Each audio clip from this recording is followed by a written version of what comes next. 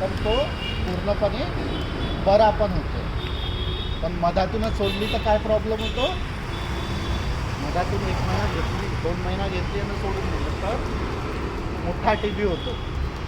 कारण जे आपण जी औषधी घेतली आहे त्याचा रेजिस्टन्स तयार होतो. तर त्याच्यामुळे पूर्ण कोर्स करायचा म्हणून असं घरी सांगायचं, या कोणा आपल्या मित्रामध्ये कोणाच्या आजोबाला, आजीला, वडिलाला, काकाला, काकीला कोणालाही रोग असला तर त्यांना सांगायचं का पूर्ण वेळ तुम्हाला पूर्ण कोर्स करायचा. हा पहिली गोष्ट.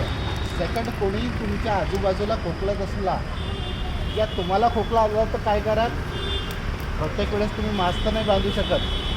ठीक आहे, सगळ्यात चांगलं हे असतं खोकलताना हे ठेवून दिलं असं पटकन, आणि बाजूला खोकलं तर काय तेवढंच आपले जम्स दुसरीकडे जातील नाही, किंवा दुसऱ्याची जम्स आपल्याकडे यायच्या अगोदर आपण असं ठेवलं तर ते डायरेक्ट आपल्या शरीरात प्रवेश करतील नाही. कारण की हा TBचा जो जंतू असतो हा एअरबोर्न इन्फेक्शन म्हणतात. एअरबोर्न इन्फेक्शन म्हणजे हवेत असतो तो, आणि हवेमार्फत तो आपल्या श्वासेमार्फत आपल्या शरीरात प्रवेश करतो. ज्यापर्यंत तो सुप्त असतो, शांत असतो, जेपर्यंत तुमची बॉडी स्ट्रॉंग राहिली त्यापर्यंत तो ॲक्टिव्ह नाही होत.